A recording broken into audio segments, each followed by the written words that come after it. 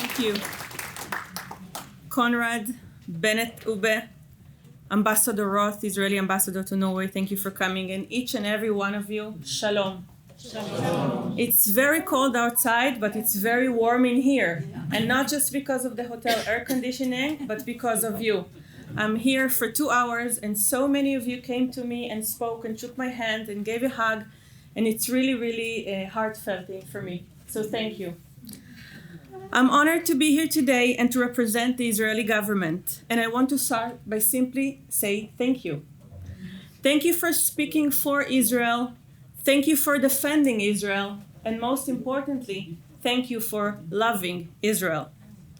I want you to know that we do not take this for granted. We know that you took upon yourself this mission, and sometimes you pay a price for it. It is not easy to constantly defend Israel, to fight the lies that are being spread about it on a daily basis, and to try to balance the conversation by presenting Israel as it is, vibrant, complex, diverse, democratic country. The Ministry of Strategic Affairs, who is responsible for the fight against Israel delegitimization and the BDS campaign, sees each and every one of you as a partner, an important partner in this fight. MIF is represented in our ministry global networks, GC4I, Global Israel for Israel, and with its 170 members from over 40 countries. And digital, you see Bjorte, who is filling me just now, and he's part of our digital network, the social media networks that defends Israel online on a daily basis. While Norway has achieved successes against the BDS, including the Norwegian government decision to enact more stringent criteria for funds given to Palestinian NGOs, and formally declaring its opposition to Israel boycotts, there are still challenges which are lay ahead. Even while a member of the International Holocaust Remember Alliance, otherwise known as IRA, and which put out an internationally accepted definition of antisemitism, Jews' hatred still persists in Norway. The Jewish community of Norway are still under threat and are oftentimes attacked for being seen as automatically tied to Israel. Furthermore, BDS is still seen by many as a legitimate human rights movement.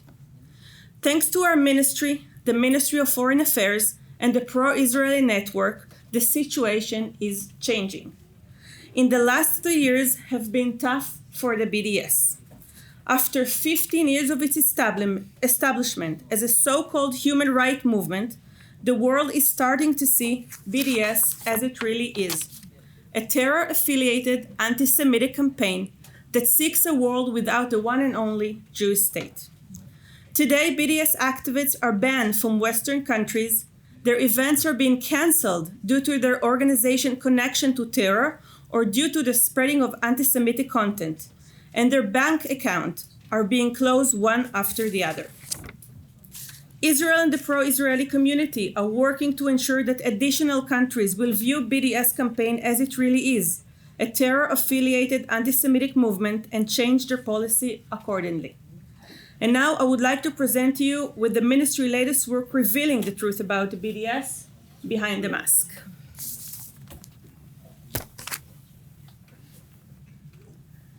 Imagine that you are in the 1930s in Germany, and you go off your home to your street, and you go to your work, and you see Jews portrayed as pure evil.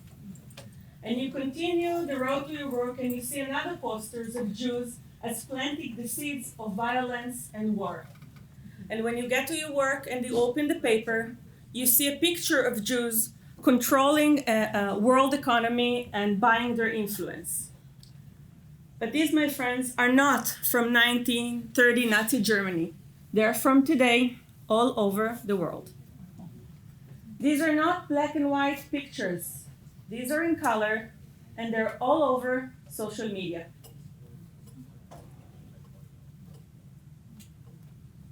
As you can see, it's in papers, in Twitter, in Facebook, and Instagram. Same old anti-Semitic images and motifs are being used today by the BDS. So let's take a few moments to understand what BDS stands for. BDS was founded 15 years ago in the Durban conference in South Africa as a so-called human rights movement. In their logo, they say they seek freedom, justice, and equality. Freedom or denial of Israel's right to exist. From the river to the sea! You have to stay more in front of this mic. No Palestinian, rational Palestinian, not a sellout Palestinian, will ever accept a Jewish state in Palestine.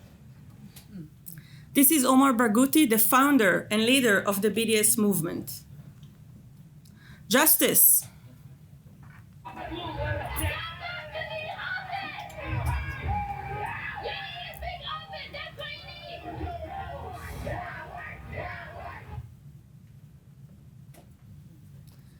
And these are social media tweets and posts, just a tiny sample, much more of them presented in our report that I would leave here with you, that calling for return of Jews to concentration camps, killing the Jews, and many other hateful content.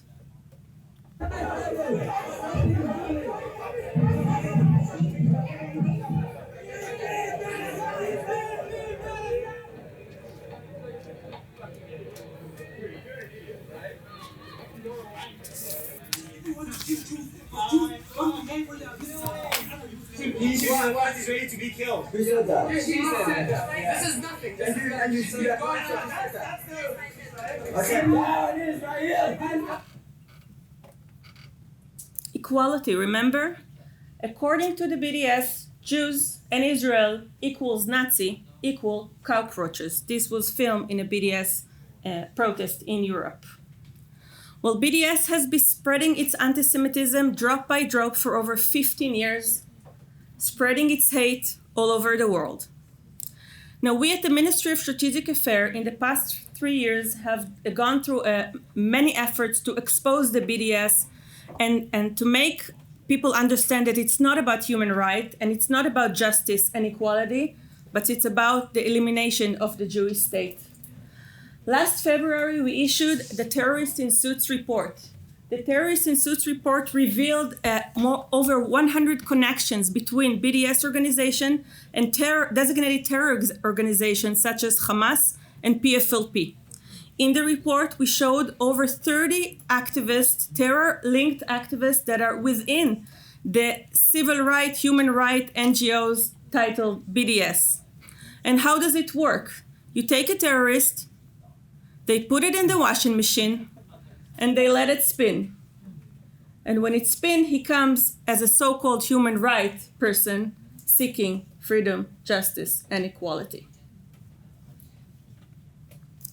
The takeaway from the Terrorists in Suits report is that ideologically, the terrorist organization and the BDS organization are united in their goal to eliminate Israel.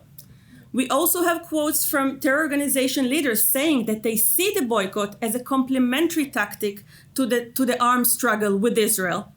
And through the disguise, through the whitewashing of their terror activities and hiding, they have been accepted in Western countries who is giving them legitimacy and funding.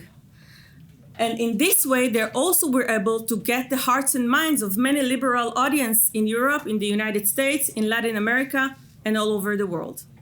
Let's take a look at some of the terrorists in suits that are mentioned in the report. Some of them are murderers with blood on their hands. Most of them spend times in Israeli prisons due to their terrorist connection. And they all hold senior positions in BDS organization while still maintaining ties with the terrorist organization. This is Rasmia Uda. I don't know how many of you heard about her, but she is a murderer who murdered 2 Israeli students back in the 1960s, was jailed in Israel and released in a prison deal and went to Jordan. After a few years, she went to the United States and became a hero of the BDS organization. She lectured in campuses and human rights organization until the United States authorities deported her because she lied about her terroristic past when applying for visa. We will come back to her in a few minutes. After we launched the report, our ministry, along with the Ministry of Foreign Affairs, launched a diplomatic campaign in which our minister sent a report with letters to dozens of his counterparts, Homeland Security ministers, asked them to halt funding and halt legitimacy for the organization that we have exposed terror links. What we've also done is a massive Twitter campaign targeting opinion leaders, decision makers, journalists, and politicians, exposing the real human rights faces of the terrorists in suits. A month after the report and the campaign, Rasmi Aouda, the same murderer that I showed you a minute ago, was scheduled to speak in a BDS event in Berlin. After a precise work of the Israeli ambassador in Germany and our minister in Israel, the event was canceled and she was deported from Berlin due to her connection to terrorist organization. Now, Rasmi Aouda is not alone. After that, we had more and more activists such as Laila Khaled, whom I've heard you know, the plane hijacker, Khaled Barakat, a senior PFLP terrorist who was scheduled to speak in Brussels, the EU Parliament, and his appearance was canceled. And we see that more and more BDS terrorists in suits activists are banned and they're getting out of the human rights tent. Her departure was widely covered in Germany and all over the world in international press. And we see this headline as very important one, because once you expose them and once it's out there, it's easy to get more and more steps against them. Now, 3 years ago, you didn't see headlines with the BDS terrorists in suits activists in the context of terrorism or anti-Semitism.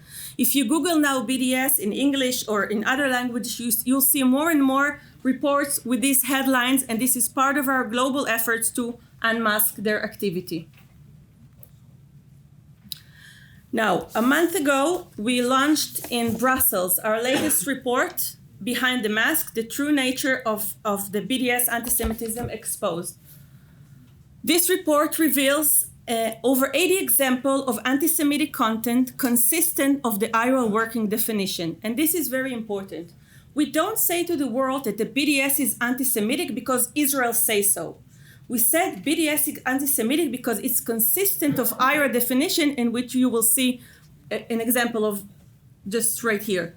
According to IRA, drawing comparison between Israeli policies to those of the Nazi is anti-Semitism.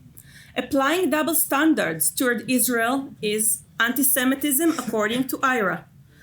And the most important factor relevant to the BDS, denying the Jewish people the right to self-determination, is anti-Semitism. And remember just what Omar Barghouti just said in the video in which you showed. They will never accept a Jewish state in any part of Palestine. So it's not about the borders, it's not about 67 borders, it's about the whole thing. Now, IRA was accepted by over 30 countries and officially adopted by 15 countries, as well as the EU. And I'm sure you all heard that last May, the German Bundestag passed a landmark resolution condemning the BDS, saying that it reminds them of the most terrible phase in German history when boycotts of Jewish businesses took place. In July, the United States Congress passed a resolution saying that the BDS is about undermining the very legitimacy of the country and its people. Just last month, the Human Rights published its first report on anti-Semitism, and the rapporteur who wrote the report also referred to anti-Semitism in the left, which is more sleepy and hard to notice because it's covered with so-called political criticism towards Israel. And he says that expression which rejects the right of Israel to exist should be condemned. And just 2 weeks ago, the Czech parliament passed a resolution condemns all activities and statements by a group calling for the boycott of the state of Israel. Let's take a moment to see what world leaders say about the BDS.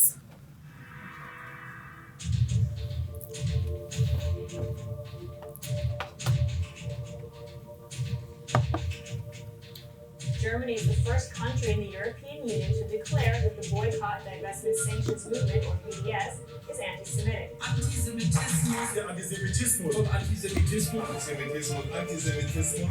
Antisemitisch ist es auch. Qui ne voit que l'antisémitisme se cache de plus en plus sous le masque de l'antisionisme. L'antisionisme est une des formes modernes de l'antisémitisme. il n'y aura aucune complaisance. À l'égard des pratiques de boycott et du BDS, plusieurs fois condamnées en France, et qui seront à nous. It's not right to discriminate or to make someone feel unsafe on campus because of their religion. And unfortunately, the BDS movement is often linked to those kinds of frames. So yes, sir, I will continue to condemn the BDS movement. Despicable justification for questioning the very right of Israel to exist. Boycott, divestment and sanctions movement is wrong. It is unacceptable, and this party and this government will have no truck with those who subscribe to it. Anti-Semitism. Let us call out the BDS movement for what it is.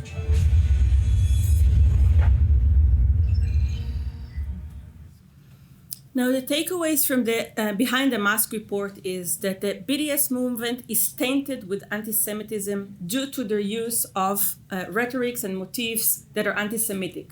Now, it's important to know, we don't say that whoever supports BDS is an anti-Semite. No, but the leaders, the core intentions of the founders and the leaders of the BDS are tainted with anti-Semitism, and just by saying they don't accept Israel's right to exist, and to use anti-Semitic motifs in their social media platforms, in their speeches, etc. The effect of the anti-Semitism spread by the BDS is that the relentless demonization and delegitimization of Israel is stigmatizing Jews everywhere and therefore increase anti-Semitism. And we also think that BDS successes is mainstreaming anti-Semitism by disguising it under so-called political criticism. Now, as a democracy, Israel welcomes criticism over its policy, but there is a fine line that going between criticism than not accepting Israel's right to exist. So we are here to make sure that the world have zero tolerance, zero support, zero funding for terror and for anti-Semitism. Thank you.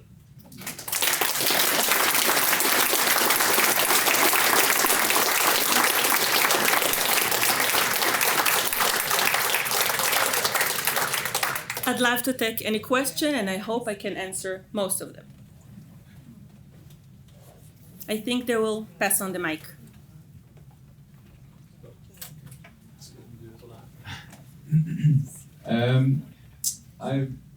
In Norway, they have this strange thing where the Norwegian government gives money to the Palestinian Authority, and the Palestinian Authority just says to the Norwegian government that your money is not going to payment towards the Palestinians in jail.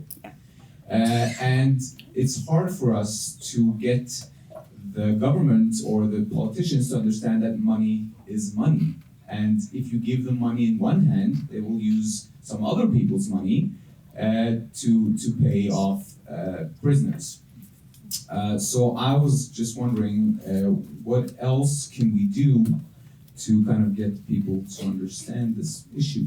Do you have any tips for us? Well, you've touched the core problem in which we and the Ministry of Foreign Affairs is dealing on a daily basis, because Europe is convinced that the money that it's giving to Palestinian NGOs is going to human rights activities.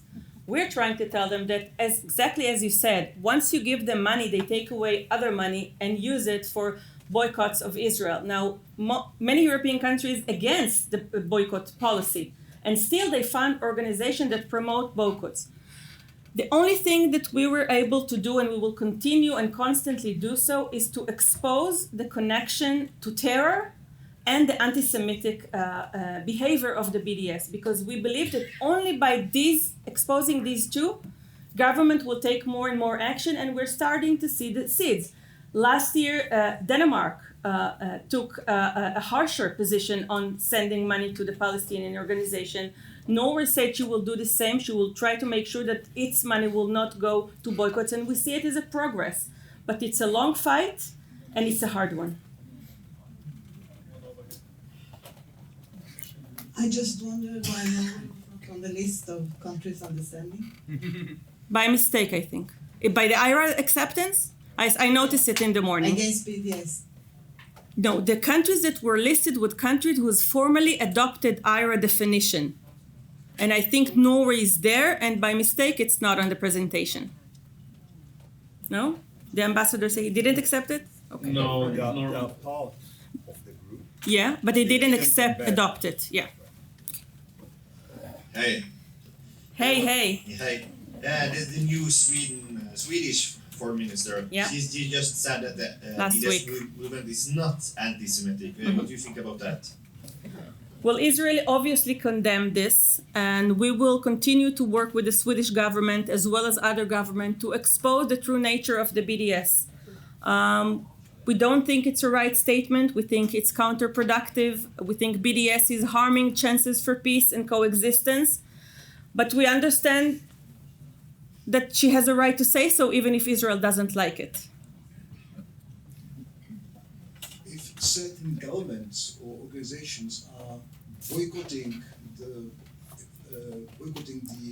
West Bank economy, do you still consider it as anti-Semitic or not in your definition? I'm talking about West Bank. I'm not talking about Israel. I understand. Because we get a lot of countries in Norway who are now discussing to boycott not Israel, but to boycott the West Bank.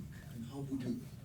I understand, and I have to say that this is one of the best tactics that the BDS are taking by dividing Israel to the 67 borders, West Bank and Israel. Well, Israel official policy is that it doesn't see any difference between boycotting products from Judea and Samaria or the West Bank to the boycotts of other Israeli products. We see boycott as a boycott, and we're formally against it. And as I said, it's important to know that, as I said earlier, we don't think and we don't say that everyone who supports boycotts is an anti-Semite. We are exposing the leaders and the core ideology of the BDS as anti-Semitic because of the reason that I showed in the presentation. Noen flere spørsmål?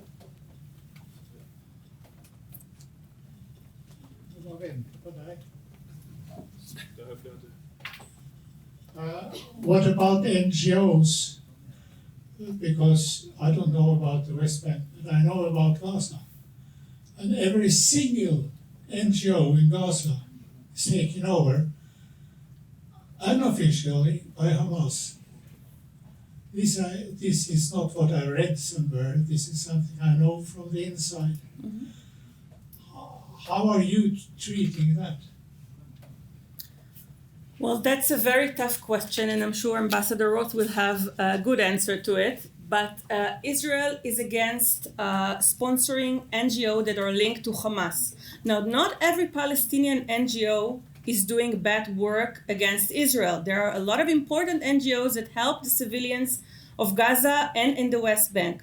What our ministry is aiming is to halt funding to NGOs that are either linked to terror or anti-Semitism and that are work to boycott Israel. The Palestinian human rights community gets funding from Europe and from all over the world, and I think they should continue to get funding as long as it doesn't serve for terror purposes or Israel hatred.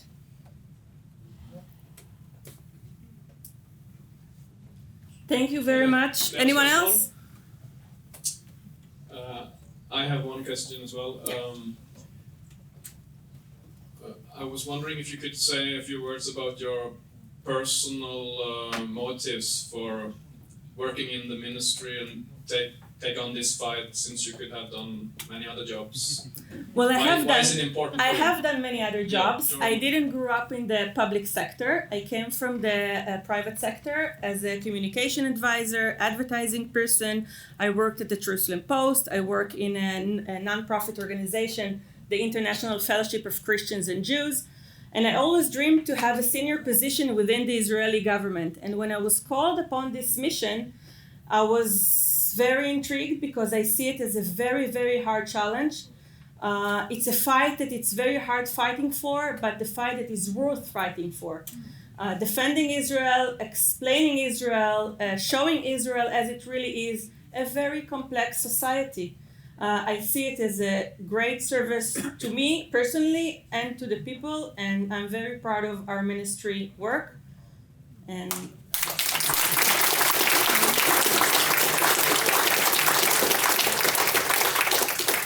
yes, hello. Hi. Shalom. Shalom, shalom.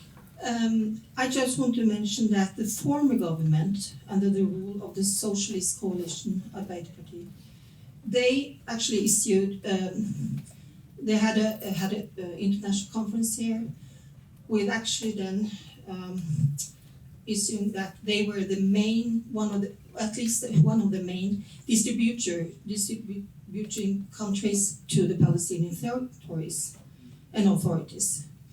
But when the government that we have today took over the rule, they said that they would stop those kind of distributions, and they would thoroughly invest that it would not support any type of terrorism or antisemitism, whatever. But the thing is that I think they have not done their job thoroughly enough to investigate whether it's a cover-up, whitewash, or whatever, you know, and also if it really is true that they have stopped this type of investments thoroughly as they should have. Well, I can't comment on this because I'm not within the details of this exact thing. But I think that, as I said, it's a constant challenge, and our work, the pro-Israeli community and the embassy, should constantly expose where the money is going and if it's according to the government policy, because European countries officially do not support boycotts of Israel, but many of them funds boycott organization.